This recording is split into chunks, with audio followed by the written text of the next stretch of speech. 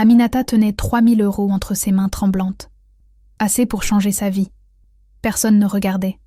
Le portefeuille en cuir noir pesait lourd dans ses paumes. Elle l'avait trouvé coincé entre les coussins d'un fauteuil en velours, dans le grand salon de l'hôtel Lumière. Autour d'elle, le tintement des coupes de champagne se mêlait au rire des invités du gala de charité. Leurs talons résonnaient sur le marbre, pendant qu'elle, Aminata Diallo, nettoyait leurs miettes. Il était 23 heures. Elle travaillait depuis 6 heures du matin. Dans 4 heures, elle devait être à la boulangerie de M. Chen pour son 2e emploi. Ses pieds la suppliaient de s'arrêter, mais les factures ne payaient pas elles-mêmes. Elle ouvrit le portefeuille. Le froissement des billets neufs lui fit battre le cœur plus fort. Des cartes bancaires dorées, une photo d'une femme âgée au sourire doux, tenant un bouquet de roses blanches. Le nom sur la carte d'identité la glaça. Alexandre Moreau, le propriétaire de toute la chaîne d'hôtels. Avec ça, je pourrais payer l'insuline de maman, murmura-t-elle, calculant rapidement. 3 mois de médicaments, des chaussures neuves pour Yasmine qui boitait en silence. Le loyer en retard de 2 semaines. Personne ne saura, chuchota Fatima, sa collègue qui s'était approchée. Regarde-les. Ils dépensent plus en une soirée que nous en un an. Aminata ferma les yeux. Une image surgit dans sa mémoire. Malik, son fils aîné, la semaine post-messe. Dernière. Maman, tu es la personne la plus honnête du monde. C'est pour ça que je veux être comme toi. Maman ne vole pas, dit-elle fermement, refermant le portefeuille. Elle traversa la salle, ignorant les regards désapprobateurs des invités qui n'aimaient pas voir le personnel se mêler à eux. Son superviseur, M. Dubois, la regarda avec inquiétude. « Monsieur Moreau ?» appela-t-elle doucement près d'un groupe d'hommes en costume. Un homme élégant aux cheveux grisonnants se retourna. Ses yeux étaient fatigués, comme s'il portait un poids invisible. Aminata lui tendit le portefeuille. « Je l'ai trouvé. Tout est à l'intérieur. » Alexandre Moreau ouvrit le portefeuille, vérifiant rapidement. Ses doigts s'arrêtèrent sur la photo de la femme âgée. Une ombre passa sur son visage. Il leva les yeux vers Aminata, remarquant l'anneau manquant à son annulaire gauche. La marque pâle qui trahissait qu'une alliance avait existé là. « Comment vous appelez-vous ?»« Aminata Diallo, monsieur, du quartier de Barbès. Vous travaillez ici depuis longtemps ? 3 ans au service de nettoyage. Et je fais le pain chez monsieur Chen de 4 à 7 heures du matin. » Il resta silencieux, l'observant comme si elle était un mystère à déchiffrer. « Vous auriez pu garder cet argent. Vous en aviez besoin, n'est-ce pas ?» Les larmes montèrent. Elle ne pouvait pas mentir. « J'ai 3 enfants, monsieur. Ma mère est diabétique. Nous sommes en retard sur le loyer. Et pourtant vous l'avez rendu. » Il sortit une carte bancaire noire, la tenant entre eux comme un pont entre 2 mondes. « J'ai construit un empire, Aminata.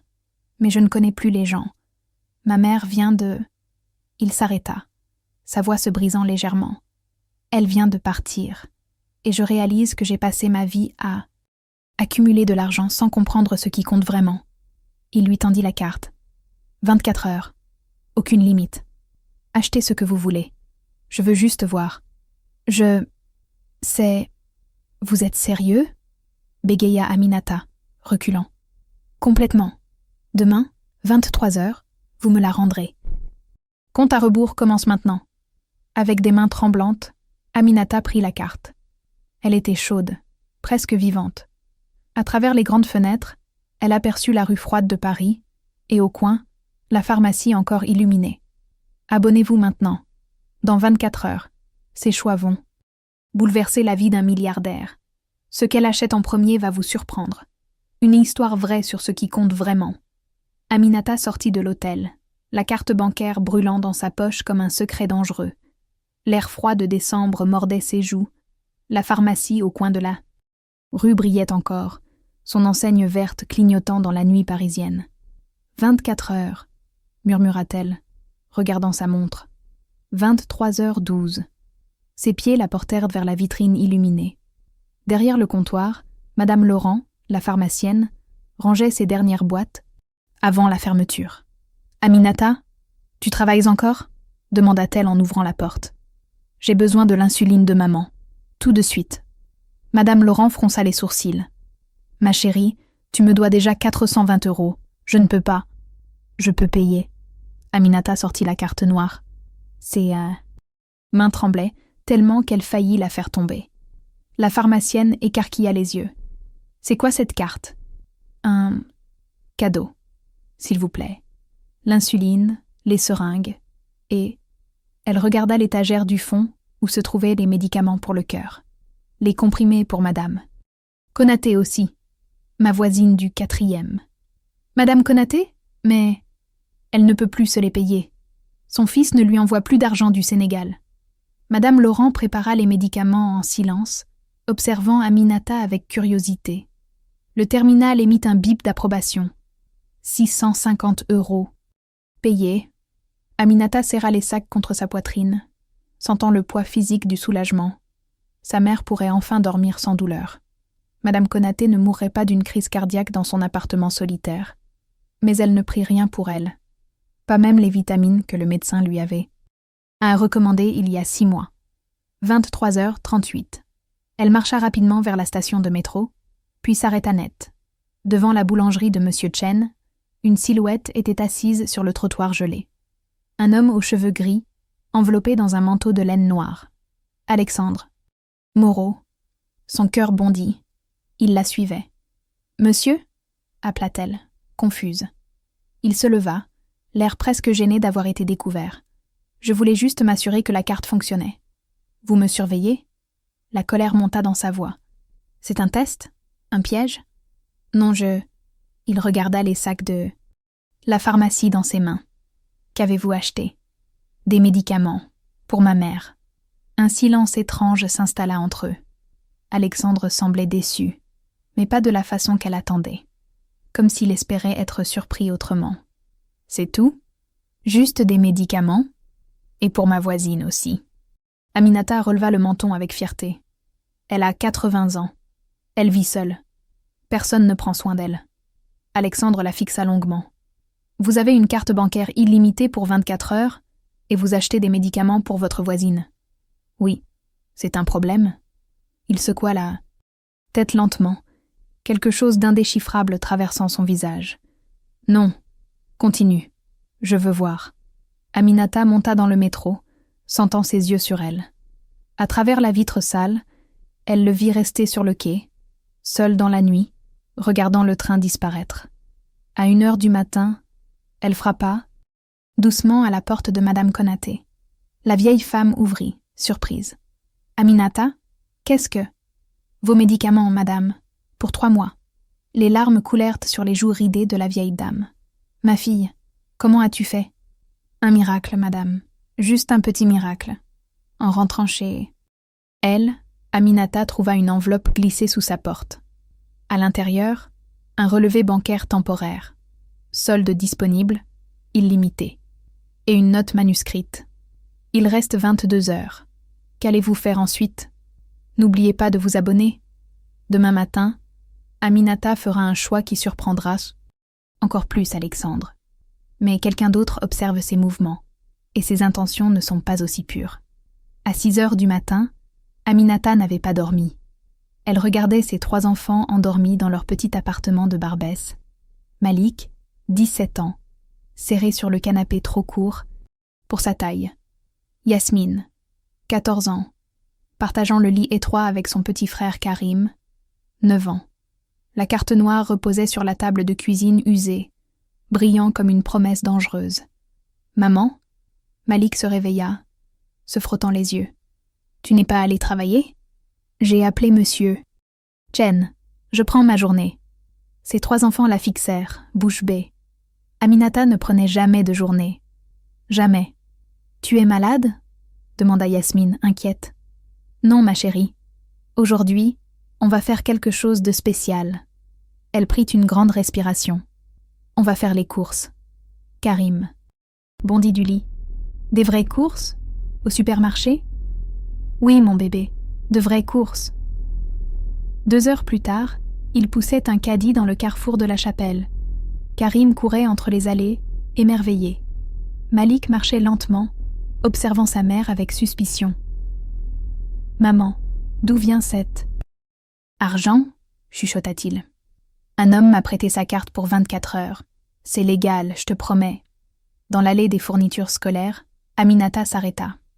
Les cahiers neufs, les stylos de couleur, les calculatrices graphiques que Malik n'avait jamais pu s'offrir. Elle remplit le caddie. « Maman, c'est trop !»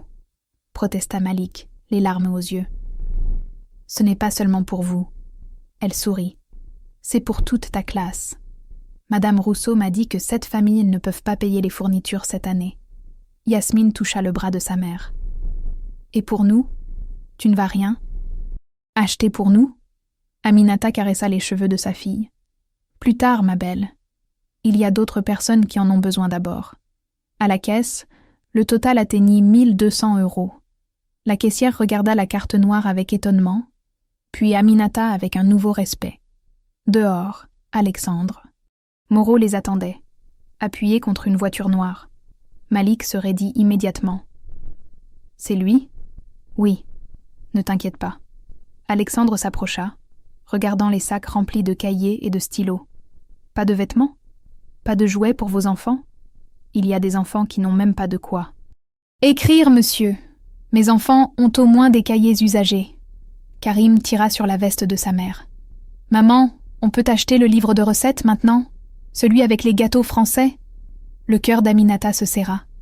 Karim rêvait de ce livre depuis 6 mois, le regardant à travers la vitrine de la librairie chaque jour en rentrant de l'école.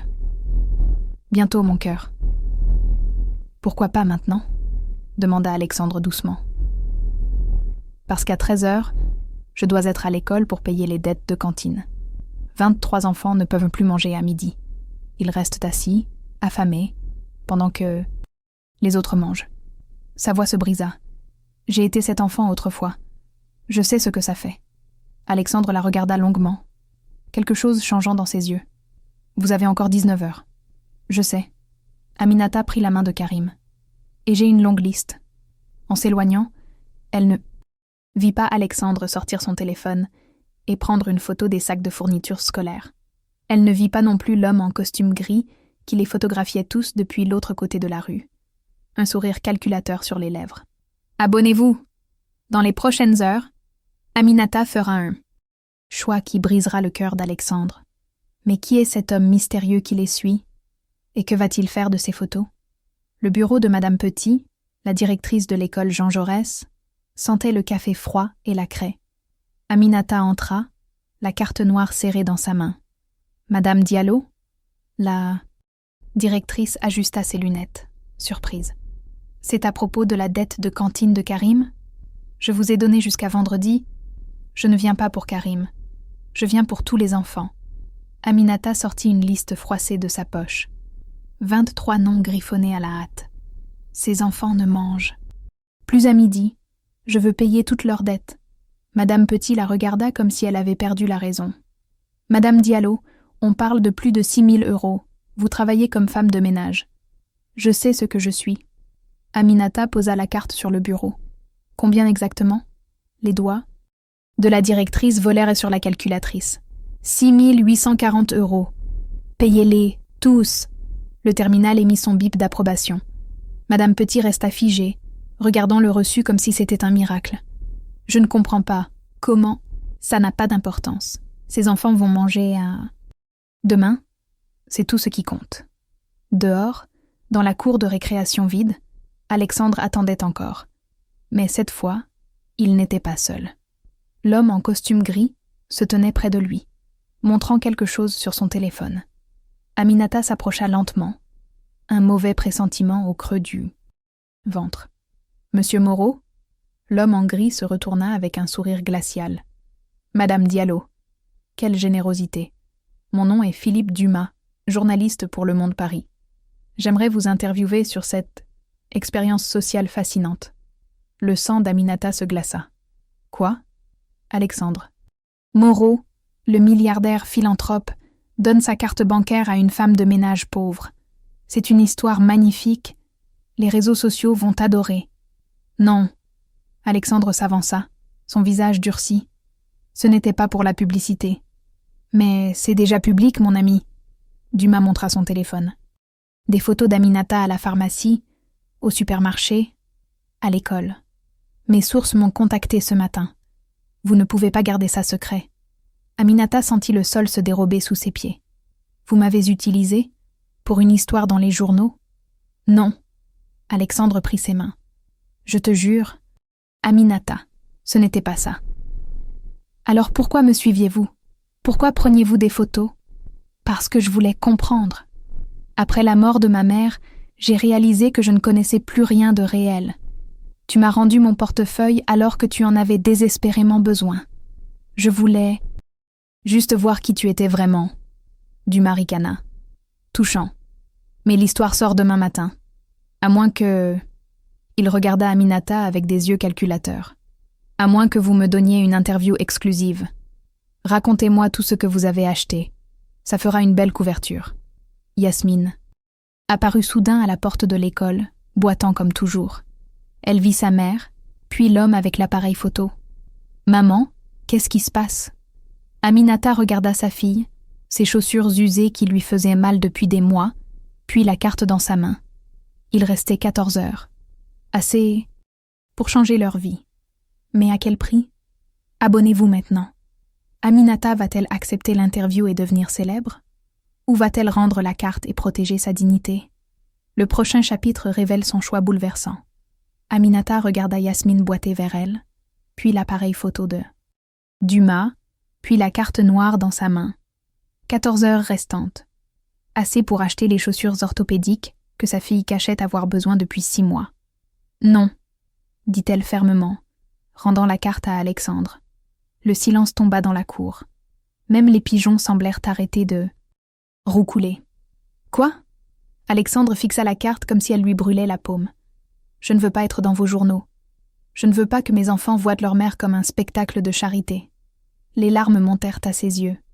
Nous sommes pauvres, monsieur Moreau. Mais nous avons notre dignité? Dumas s'avança, son sourire serpentin élargissant. Madame Diallo, réfléchissez. Cette histoire pourrait vous aider. Les gens voudront vous soutenir. Les gens voudront me regarder comme un animal au zoo. Elle prit la main de Yasmine. Ma fille boite depuis des mois parce que je ne peux pas lui payer des chaussures correctes. Mon fils porte le même costume troué depuis 3 ans. Mais ils sont fiers. Et je ne vendrai pas cette fierté pour de l'argent. Alexandre resta immobile, quelque chose se brisant dans son regard. Aminata, attends. Garde la carte, je vais arrêter l'article. Vous ne pouvez pas, dit Dumas triomphalement. L'histoire existe déjà. Mes sources ont tout vu. Alors tu n'auras rien d'autre à raconter. Alexandre se tourna vers le journaliste, sa voix devenant glaciale.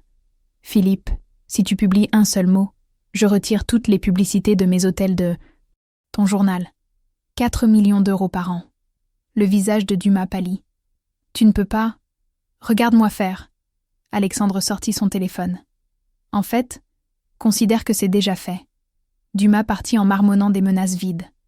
Alexandre se tourna vers Aminata, tenant toujours la carte. S'il te plaît, prends-la. Pas pour moi. Pas pour une histoire. Pour tes enfants. Aminata regarda Yasmine qui mordait sa lèvre pour ne pas pleurer. Malik qui détournait les yeux, honteux de sa pauvreté. Karim qui ne comprenait pas pourquoi sa maman refusait un miracle. « Pourquoi vous faites ça ?» murmura-t-elle. « Pourquoi nous ?» Alexandre toucha la photo dans son portefeuille, celle de sa mère aux roses blanches. Parce que quand ma mère est morte il y a 3 semaines, j'ai réalisé que je ne la connaissais pas vraiment. J'étais toujours trop occupée, trop important. Et maintenant, elle est partie. Sa voix se brisa. Tu as rendu mon portefeuille alors que tu avais 3 enfants affamés. Tu as acheté des médicaments pour ta voisine avant de penser à toi. Tu es ce que ma mère aurait voulu que je devienne. Et j'ai besoin de comprendre comment. Aminata prit lentement la carte. 13 heures et demie. 13 heures et demie, répéta Alexandre. Qu'est-ce que tu vas faire maintenant? Elle regarda ses 3 enfants. Puis elle sourit, un vrai sourire qui illumina son visage fatigué. D'abord, on va chez le podologue. N'oubliez pas de vous abonner. Le prochain chapitre révèle un secret de Yasmine qui va tout changer. Et Alexandre commence à réaliser quelque chose de bouleversant sur sa propre vie. Le cabinet du docteur Benoît sentait le désinfectant et l'espoir. Yasmine serrait la main de sa mère si fort que ses jointures blanchissaient. « Depuis combien de temps tu as mal ?»« Ma chérie, demanda le podologue, un homme aux cheveux blancs, au regard bienveillant. 8 mois, murmura Yasmine. Aminata sentit son cœur se déchirer. 8 mois? Mais tu m'as dit que c'était juste une petite douleur. Je savais que tu n'avais pas d'argent, maman. Les larmes coulèrent sur les joues de sa fille. Je t'entendais pleurer la nuit quand tu comptais les factures. Je ne voulais pas ajouter à tes problèmes. Le docteur Benoît examina les pieds déformés de Yasmine. Elle a développé une fascite plantaire sévère. Sans traitement, elle aurait pu avoir des dommages permanents. Aminata couvrit sa bouche pour étouffer un sanglot.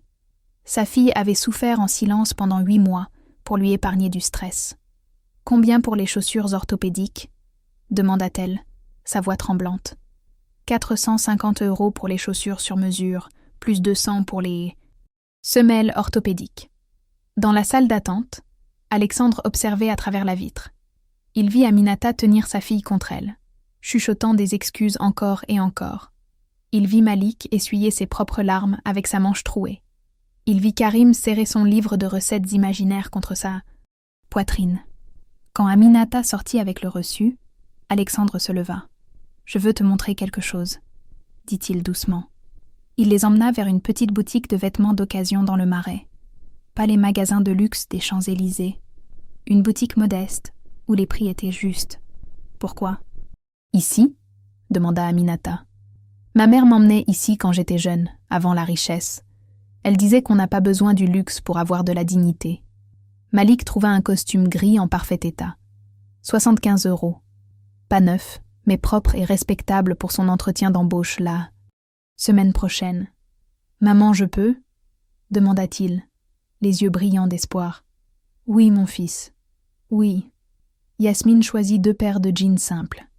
Karim prit son livre de recettes avec des illustrations colorées de gâteaux français. 22 € qui représentaient tous ses rêves. À la caisse, le total atteignit 340 €. Aminata regarda la carte, puis ses enfants qui souriaient pour la première fois depuis des mois. « Maman ?» Yasmine toucha son épaule. « Et pour toi? Tu ne prends rien? J'ai tout ce dont j'ai besoin, » dit Aminata, embrassant le front de sa fille. Mais Alexandre remarqua quelque chose. Le manteau d'Aminata avait des trous au coude. Ses chaussures laissaient entrer l'eau froide de décembre. Elle n'avait rien acheté pour elle-même. Dehors, il pleuvait. Aminata regarda sa montre. 10 heures du soir. 3 heures restantes. « Il y a un dernier endroit où je dois aller, » dit-elle à Alexandre. « Où ?»« Au commissariat du 10e arrondissement. » Alexandre fronça les sourcils. « Pourquoi ?» Elle toucha son annulaire gauche, où l'alliance manquante laissait une marque pâle. « Parce qu'il y a 3 ans, j'ai fait un choix impossible. Et il est temps de le corriger. » Abonnez-vous. Quel secret Aminata cache-t-elle? Pourquoi va-t-elle au commissariat? Les 3 prochaines heures vont révéler une vérité qui bouleversera Alexandre. Le commissariat du 10e arrondissement était presque désert, à 22h30. Le sergent Dubois leva les yeux de ses papiers quand Aminata entra, suivie d'Alexandre et de ses 3 enfants. « Madame Diallo, qu'est-ce qui vous amène si tard? Je viens pour les amendes impayées, celles de mon quartier. » Le sergent fronça les sourcils. « Votre quartier? Monsieur Traoré, au 3e étage, 301. 20 € d'amende de transport. Il risque la prison la semaine prochaine parce qu'il ne peut pas payer. » Sa voix tremblait. « Madame Chen aussi. 410 €. Et Monsieur Badji, 575. Il a 7 enfants. » Le sergent ouvrit son ordinateur lentement. « Madame Diallo, on parle de 12 personnes de votre immeuble. Presque 5 000 € au total. »« Je sais. » Aminata posa la carte noire sur le comptoir. Alexandre s'approcha, bouleversé. « Tu connais toutes leurs dettes? Quand on vit dans la pauvreté, monsieur Moreau, on connaît la douleur de tout le monde. On la porte ensemble parce qu'on n'a rien d'autre. » Le paiement passa. 5 240 €. Le sergent Dubois regarda Aminata avec un respect nouveau. « Ces gens sont chanceux de vous avoir comme voisine. » « Non, Je suis chanceuse de les avoir comme famille. » Dehors, la pluie tombait plus fort. Malik portait Karim endormi sur son dos. Yasmine marchait sans boiter pour la première fois en 8 mois, ses nouvelles chaussures orthopédiques protégeant ses pieds. Alexandre regarda sa montre. 23h15. 45 minutes restantes. « Aminata, il reste presque 1 heure, presque une. Tu n'as toujours rien acheté pour toi. » Elle s'arrêta sous un réverbère, la pluie mouillant ses cheveux. « Si, il reste une chose, la plus importante. » Elle les mena vers la rue des Rosiers, vers une petite bijouterie qui fermait ses volets de métal. Aminata frappa doucement à la porte. Un vieil homme ouvrit, irrité. « Nous sommes fermés. Monsieur Cohen, s'il vous plaît. C'est important. » Le bijoutier la reconnut. « Madame Diallo, qu'est-ce qui se passe? Il y a 3 ans, je vous ai vendu mon alliance en argent, celle avec les mots « pour toujours » gravés à l'intérieur. Vous m'aviez dit que vous ne la vendriez pas avant 1 an, au cas où. » Monsieur Cohen hocha la tête tristement. « Je m'en souviens. Vous pleuriez. Vous aviez besoin d'argent pour une opération urgente. Ma mère. Le diabète avait infecté sa jambe. Sans chirurgie, elle serait morte. » Les larmes coulèrent sur les joues, sur les d'Aminata. Cette alliance était le dernier souvenir de mon mariage heureux, avant que mon mari nous abandonne, avant la pauvreté. C'était ma dignité. Je ne l'ai jamais vendue, murmura le bijoutier. Je ne sais pas pourquoi. Peut-être que j'espérais que vous reviendriez. Il disparut dans l'arrière-boutique. Quand il revint, il tenait une petite boîte de velours bleu. Aminata l'ouvrit avec des mains tremblantes. L'alliance en argent brillait doucement sous la lumière. « Pour toujours », gravé à l'intérieur. « Combien ?» murmura-t-elle. « 350 €. C'est ce que vous m'avez demandé il y a 3 ans. » Alexandre regarda Aminata glisser l'alliance à son doigt. Elle ferma les yeux, et pour la première fois depuis 24 heures, elle pleura pour elle-même. « Ce n'est pas pour l'argent, » chuchota-t-elle. « C'est pour me souvenir que j'étais aimée une fois, que je valais quelque chose. » La montre d'Alexandre sonna. 23h30. 30 minutes restantes. « Aminata, il reste du temps. » « Non. » Elle sourit à travers ses larmes. « J'ai fini. Abonnez-vous. Les 30 dernières minutes vont révéler la vérité la plus bouleversante. Qu'a vraiment appris Alexandre? Et quel choix va-t-il faire qui changera 2 vies pour toujours? Le café. La Renaissance était vide à minuit moins le quart. Alexandre commanda 2 cafés pendant qu'Aminata installait ses enfants endormis sur les banquettes en cuir rouge. La pluie tambourinait contre les fenêtres. Embouait. 15 minutes, dit Alexandre en s'asseyant face à elle. 15 minutes, et tu me rends la carte. Aminata toucha l'alliance à son doigt. Je sais. Tu as dépensé 13 850 € en 24 heures. Il sortit son téléphone, montrant le relevé bancaire. Des médicaments pour ta voisine. Des fournitures scolaires pour des enfants que tu ne connais même pas. Des dettes de cantine. Des amendes pour tout ton immeuble. Sa voix se brisa. Et pour toi? Un livre de recettes pour ton fils. Des chaussures orthopédiques pour ta fille qui souffrait en silence. Un costume d'occasion pour ton aîné. Et une alliance que tu avais vendue pour sauver ta mère. C'est un problème? Demanda Aminata doucement. Alexandre la fixa, des larmes brillant dans ses yeux. Ma mère est morte il y a 3 semaines. Cancer du pancréas. Les médecins l'ont diagnostiqué il y a 2 ans. Mais elle ne me l'a jamais dit. Pourquoi? Parce que j'étais toujours trop occupée pour l'appeler. Trop important pour visiter. Mes secrétaires programmaient 15 minutes avec elle tous les 3 mois, comme un rendez-vous d'affaires. Il essuya ses yeux avec rage. À son enterrement, j'ai trouvé son journal. Page après page de jours où elle attendait que je vienne. De Noël passé seul. D'anniversaires oubliés. Elle écrivait « Mon fils construit des empires, mais il a oublié sa première maison. » Aminata prit sa main par-dessus la table. La dernière entrée dans son journal datait de 2 jours avant sa mort. Tu sais ce qu'elle a écrit? Alexandre sortit un papier plié de sa poche, sa voix tremblant. Je prie pour qu'Alexandre rencontre quelqu'un qui lui rappelle ce qui compte vraiment. Quelqu'un qui choisit l'amour plutôt que l'or. Quelqu'un comme la femme que j'étais avant. Que l'argent nous change. Le silence remplit le café. Même la pluie sembla s'arrêter pour écouter. Tu as passé 24 heures avec une carte bancaire illimitée, Aminata. Tu aurais pu acheter une voiture, des vacances, une nouvelle vie. Et qu'as-tu fait? Il rit amèrement. Tu as acheté de la dignité pour tout le monde sauf toi-même. Ce n'est pas vrai. J'ai acheté quelque chose pour moi.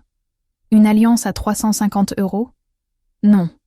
Aminata regarda ses enfants endormis. J'ai acheté du temps. Avec ces médicaments, ma mère vivra assez longtemps pour voir Karim devenir chef. Avec ces chaussures, Yasmine pourra danser à nouveau. Avec ce costume, Malik décrochera ce travail et aidera sa famille. J'ai acheté leur futur. C'est ça ma richesse. Alexandre ferma les yeux. Dieu, qu'est-ce que j'ai fait de ma vie? Minuit sonna à l'horloge du café. 24 heures exactement. Aminata sortit la carte noire et la posa sur la table. Merci, monsieur Moreau, pour ce cadeau, pour me rappeler que même dans la pauvreté, on peut être riche. Mais Alexandre ne prit pas la carte. Il regarda Aminata, puis ses enfants, puis la photo de sa mère dans son portefeuille. Et si je ne voulais pas la reprendre? Abonnez-vous maintenant. Le choix d'Alexandre va bouleverser tout ce que vous pensez savoir sur la richesse et le bonheur. Les 2 derniers chapitres révèlent une fin que personne n'attend. Et si je ne voulais pas la reprendre? Répéta Alexandre, poussant la carte vers Aminata. Elle secoua la tête fermement. Non, monsieur Moreau. Notre accord était de 24 heures. C'est terminé. Écoute-moi. Alexandre se pencha en avant, son visage marqué par une détermination nouvelle. Pendant 3 semaines, depuis la mort de ma mère, j'ai cherché un sens à ma vie. J'ai construit un empire de 200 hôtels.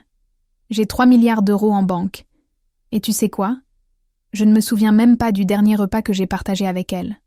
Ce n'est pas ma faute, murmura Aminata. Non, mais tu m'as montré quelque chose que j'avais oublié. Il sortit le journal, dis-le, de sa mère, ouvert à la dernière page. Elle écrivait ici: la vraie richesse se mesure au nombre de vies qu'on touche, pas au nombre de zéros sur un compte. Toi, en 24 heures, tu as touché 43 vies. Je les ai comptées.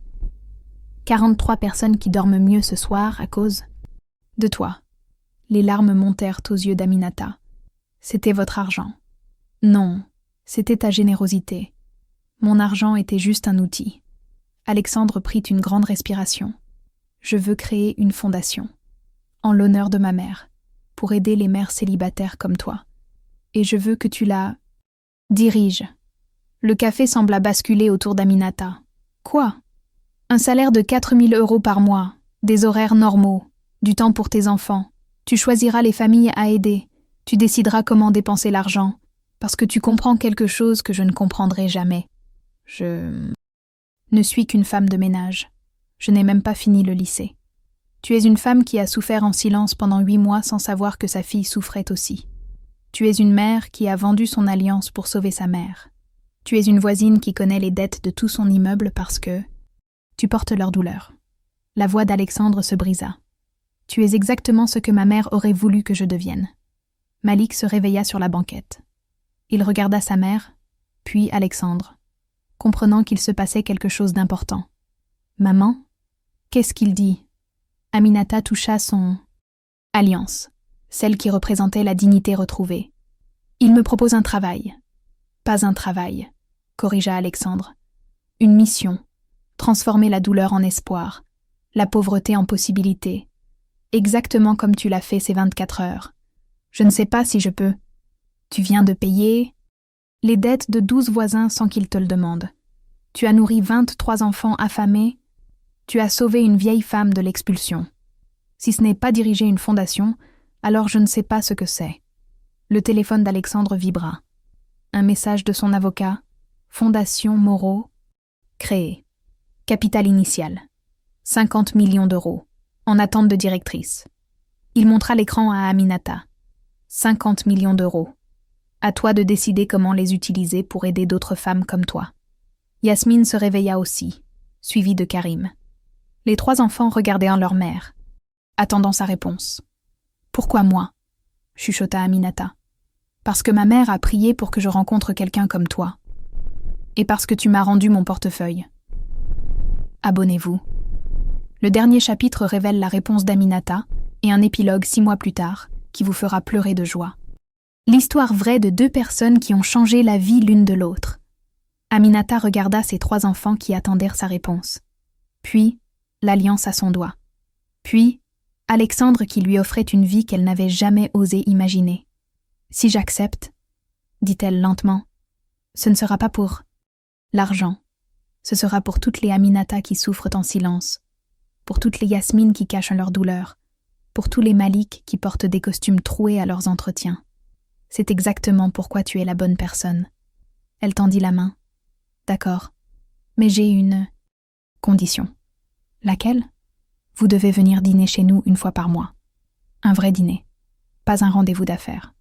Juste des gens qui mangent ensemble et se souviennent qu'ils sont humains. » Alexandre serra sa main, les larmes coulant librement maintenant.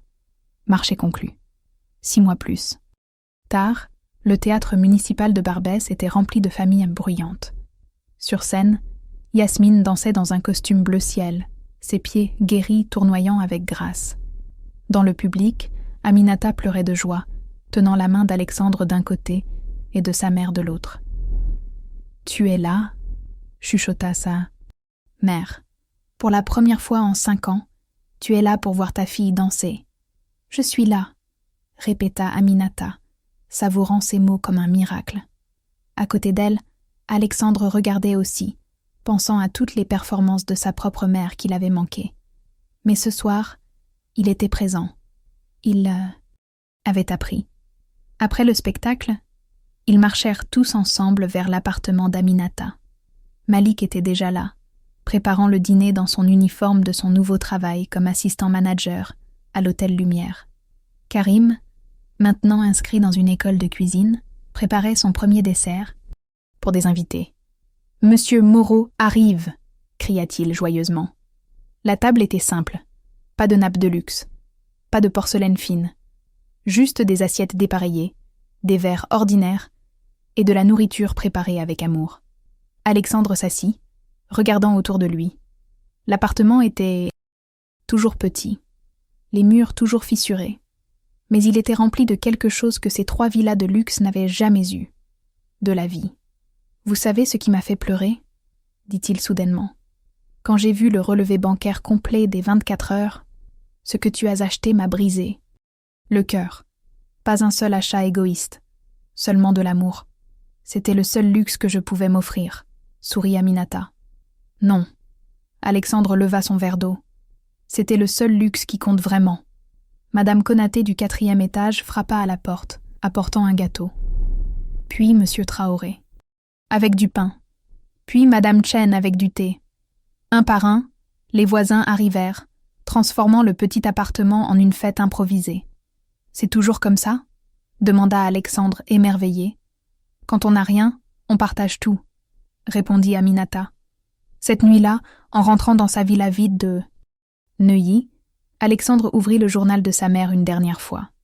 Sur la page de garde, elle avait écrit une citation. « On ne voit bien qu'avec le cœur. L'essentiel est invisible pour les yeux. » Il pensa à Aminata, qui avait choisi des médicaments pour sa voisine avant des robes pour elle-même. Yasmine qui avait souffert en silence pour ne pas inquiéter sa mère. À une alliance de 350 € qui valait plus que tous ses milliards. Sa mère avait raison. La vraie richesse ne se comptait pas en euros. Elle se mesurait en moments présents, en mains serrées, en larmes partagées, en dîners bruyants autour de tables dépareillées. Et pour la première fois depuis 3 semaines, Alexandre Moreau s'endormit en paix, sachant qu'il avait enfin compris. Merci d'avoir suivi cette histoire. Si elle vous a touché, abonnez-vous et partagez-la. Parce que la plus grande richesse est celle qu'on transmet.